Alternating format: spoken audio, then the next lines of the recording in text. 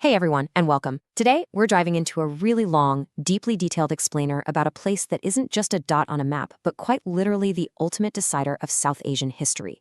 We're talking about Panipat. When we look closely at the historical record, it becomes undeniably clear that whoever controlled the dusty plains of Panipat, well, they controlled the destiny of the entire Indian subcontinent.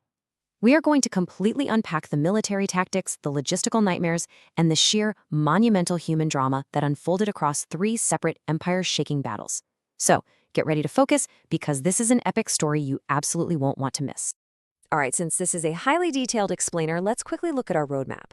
We'll be hitting up 1. The battlefield of empires, 2. Babur's gunpowder revolution, 3. Elephants versus cannons, 4. The Marathas' zenith, 5. The 1761 tragedy, and finally, 6. Resilience and legacy.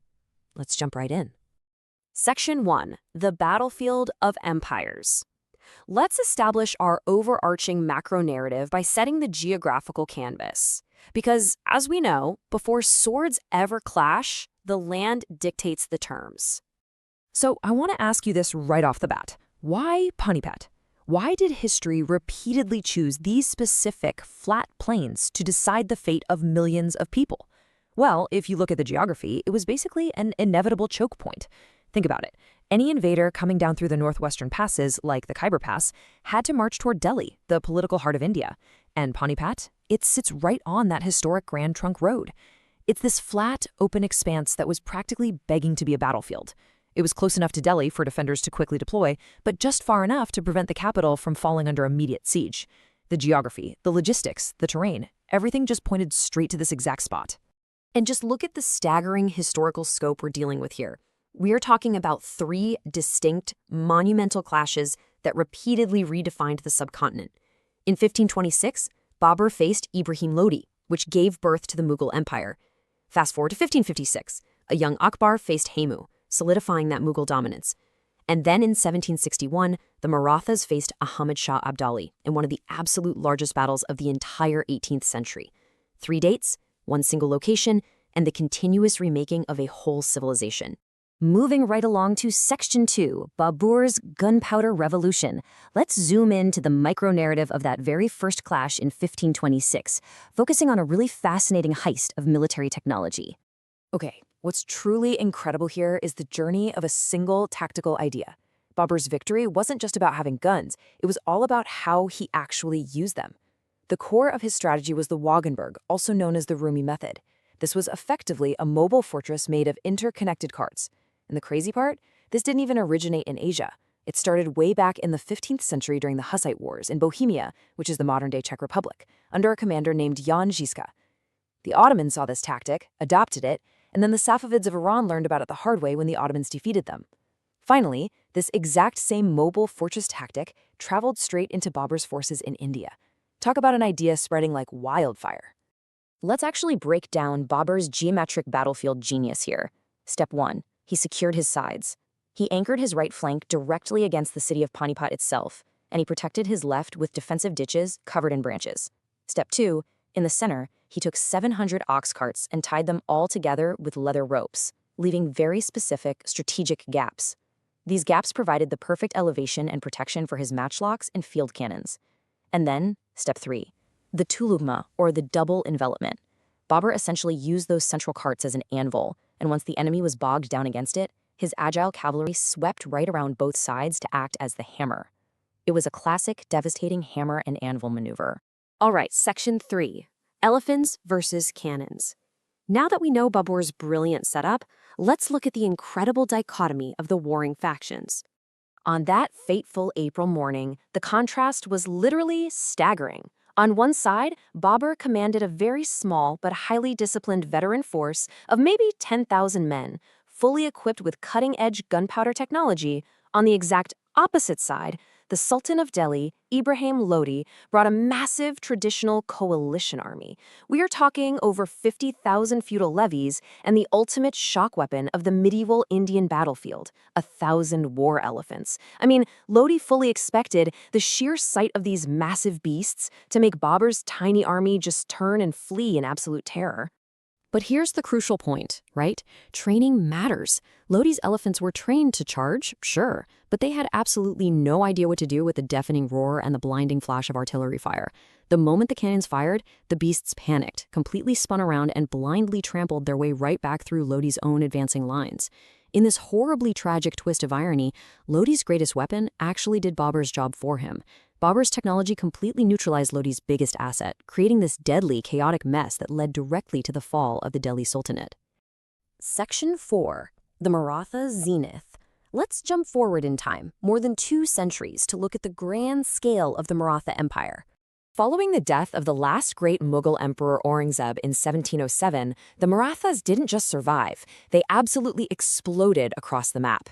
Their cavalry watered their horses in rivers from the deep south all the way up to the mighty Indus River in the northwest. They planted their flag at Attock and Peshawar. They were collecting revenue across vast swaths of northern India. Just to give you an idea of their terrifying reputation at the time, the British East India Company in Calcutta actually dug a massive 5-kilometer trench, literally known as the Maratha Ditch, just to protect their goods from potential Maratha raids. They were, without a doubt, the undisputed paramount power.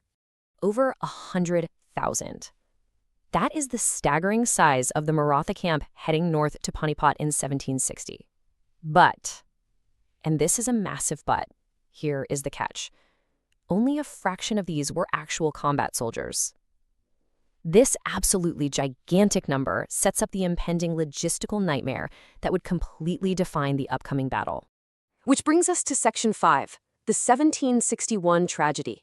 We have to shift gears a bit here to focus on the deeply visceral realities of the Third Battle of Panipat. It is a story of immense human tragedy and complex tactical failures. The sources impartially detail how the Marathas were severely disadvantaged before swords even crossed. Remember that massive number of 100,000? Well, it included thousands of religious pilgrims and non-combatants who basically slowed the army's movement down to a painful crawl.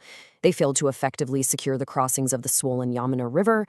Meanwhile, the Afghan invader, Ahmad Shah Abdali, used a local guide, managed to cross the river, maneuvered right behind the Marathas, and brutally severed their supply lines back to Delhi. While Abdali kept his highly diverse army unified under the rallying cry of a religious war, the Marathas were literally trapped in their camp at Panipat, enduring months of horrific starvation. By January 14, 1761, starving, desperate, and out of options, the Marathas were forced to attack, leading to a complete battlefield collapse. The Maratha commander, Sadashivrao Bau, initially led a terrifying, highly effective charge, but crucially, as the fighting intensified, the Maratha lines broke formation. Abdali, conversely, maintained a strict crescent formation and expertly deployed fresh, highly mobile reserves at the absolute perfect moment. The fatal turning point? It came when the young Maratha prince Vishwasrao was struck in the head by a bullet while atop his elephant.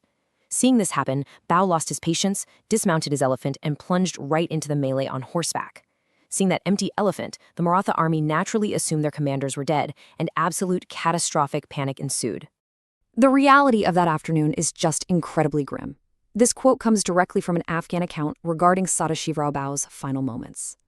They found him completely surrounded, fighting fiercely against overwhelming odds, and they were completely unaware of his high rank until they struck him down and found pearls hidden in his garments.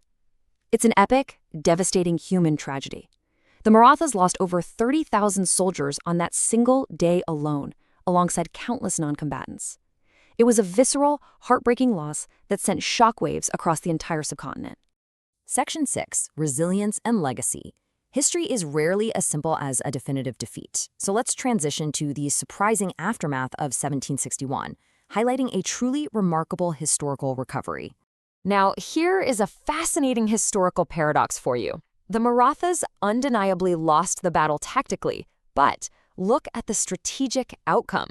The resistance put up by the Marathas was so incredibly ferocious, and the Afghan casualties were so exceptionally severe that Ahmad Shah Abdali's forces were utterly demoralized.